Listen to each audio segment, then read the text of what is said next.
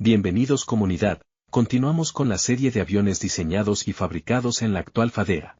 Tras el éxito de los prototipos del Huanquero, y con este en plena producción, el ingeniero Héctor Eduardo Ruiz fue puesto a cargo de un nuevo proyecto, tomando las bases del avión ya mencionado. Se construyó un prototipo que voló por primera vez el 6 de febrero de 1962, bautizado Dinfia Guaraní, dotado con 2 Turbomeca Bastan 3A, adaptado para el transporte regional.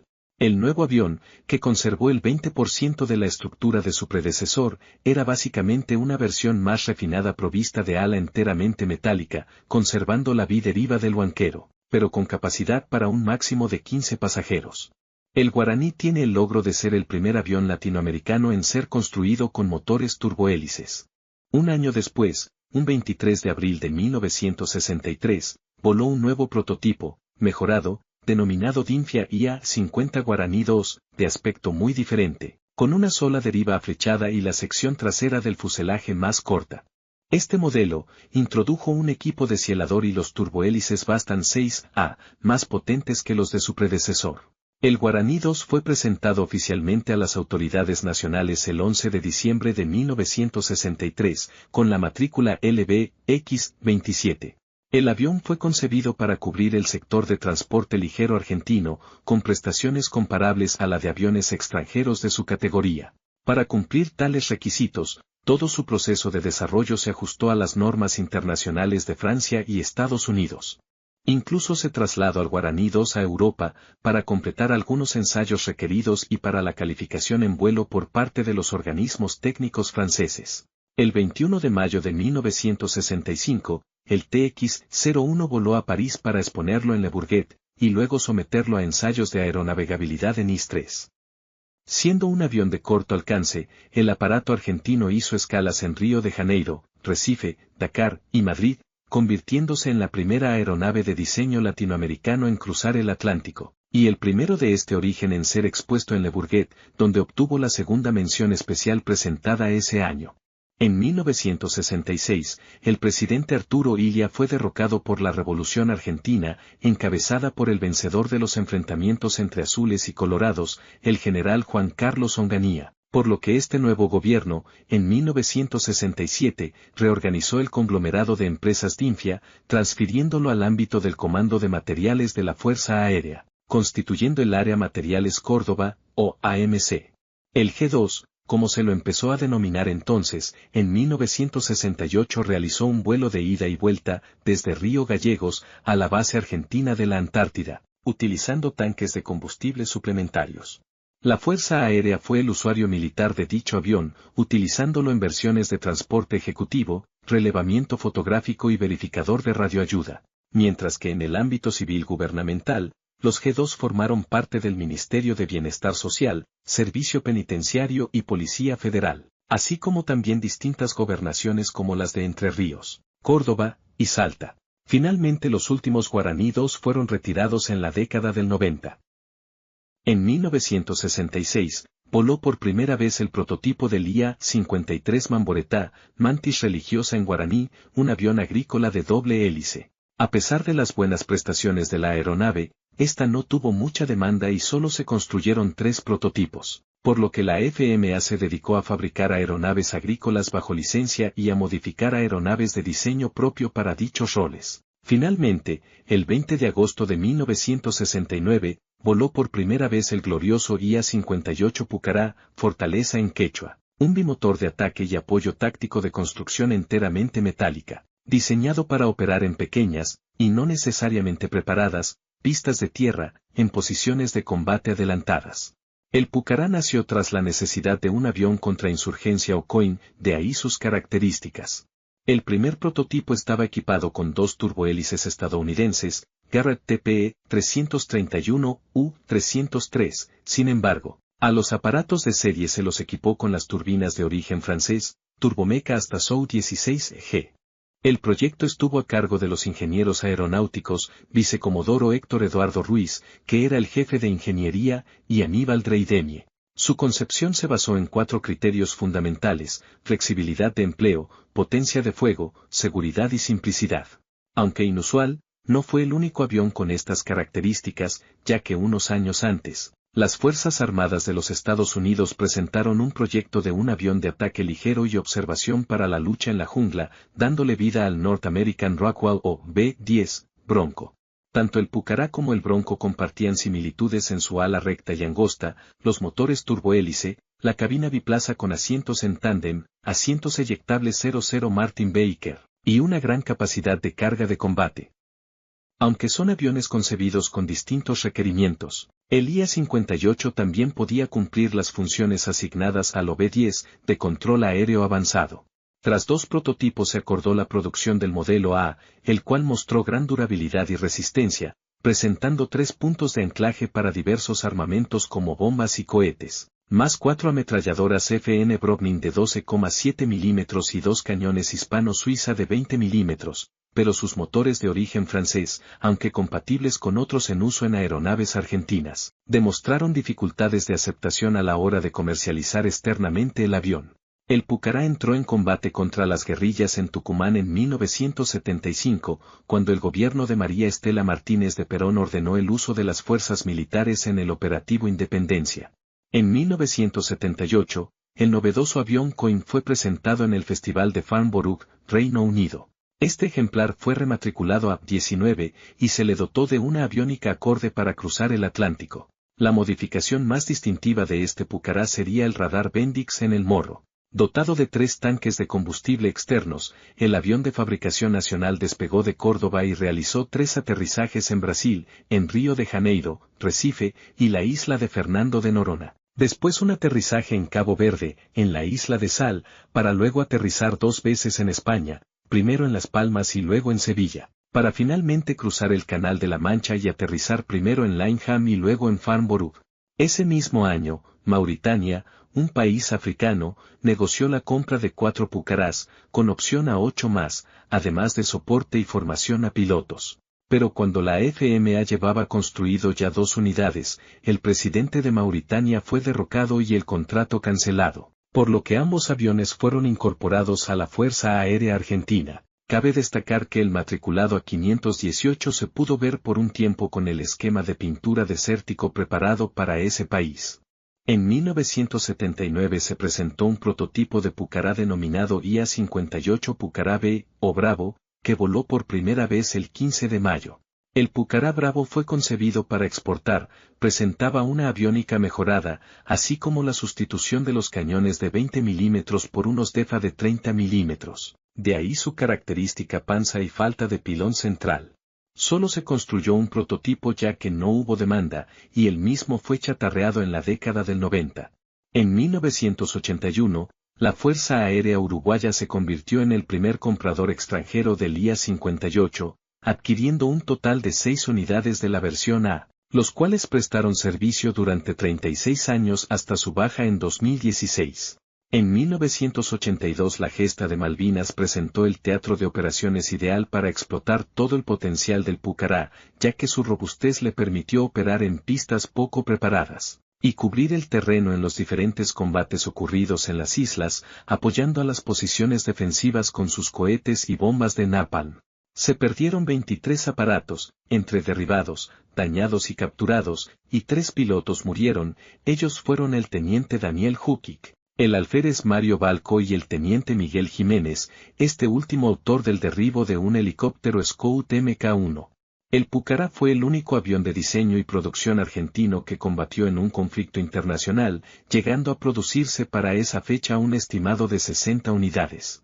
Durante los combates de mayo, la Fuerza Aérea y la Armada Argentina veían mermada su capacidad de combate antibuque, y con la necesidad de reforzar la salida de ataque a los buques británicos, se encomendó al noble Pucará, del cual se disponían aún una gran cantidad de unidades, reforzar y presentar batalla a estos grandes navíos de última generación.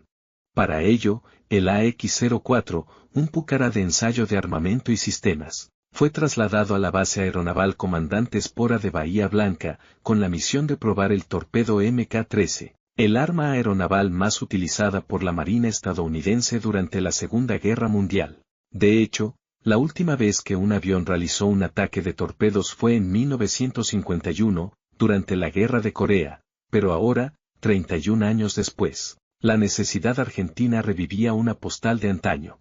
Sin manuales, ya que estos se habían perdido hace años, los dos primeros lanzamientos de prueba dieron como resultado la destrucción total de los torpedos al tocar el agua. No fue sino hasta que se recurrió a los veteranos mecánicos que utilizaban dicho armamento, que se logró agregar un dispositivo de madera el cual frenaba al proyectil y evitaba la destrucción anticipada. Tras esto, las subsiguientes pruebas fueron satisfactorias, pasando ahora sí a colocar torpedos armados sobre un Pucará de serie, el A-566, el cual continuó las pruebas hasta el 14 de junio, fecha del cese del fuego en las islas.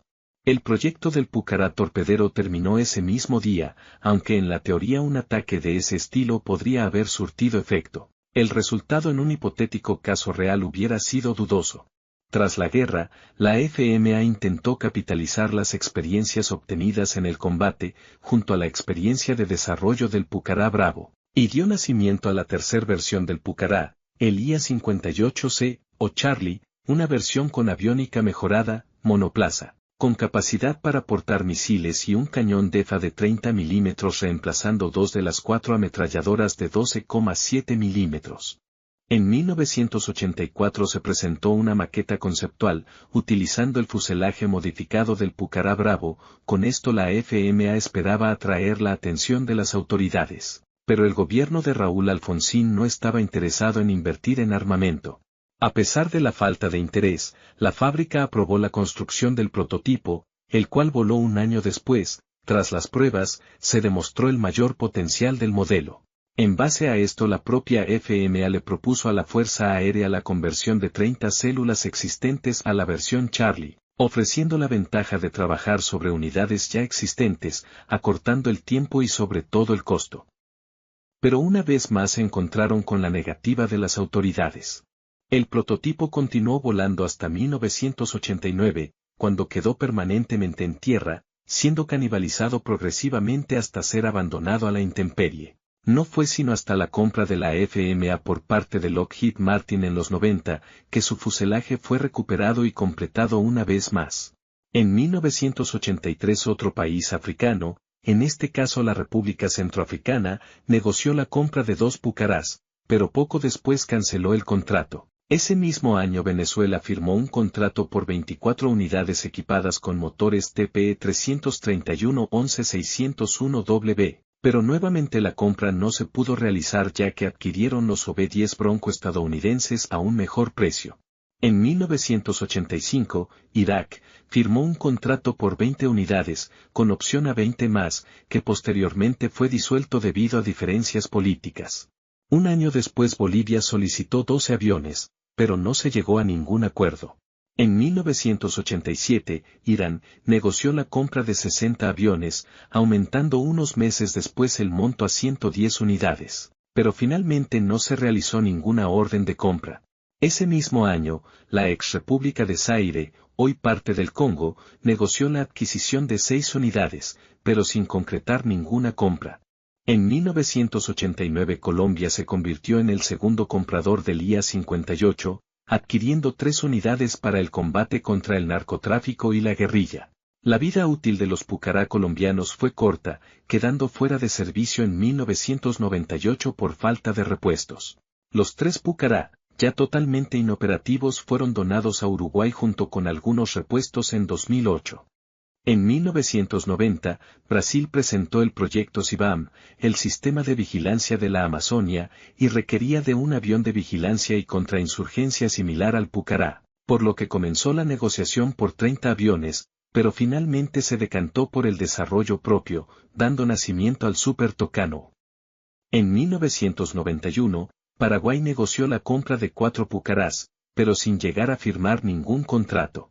Finalmente, en 1993, el último comprador se hizo presente, en este caso el país asiático de Sri Lanka, adquiriendo 4 unidades, las cuales apenas estuvieron en condiciones operativas, fueron puestos en misiones de apoyo contra la guerrilla de los tigres tamiles, que dominaban una parte de la isla.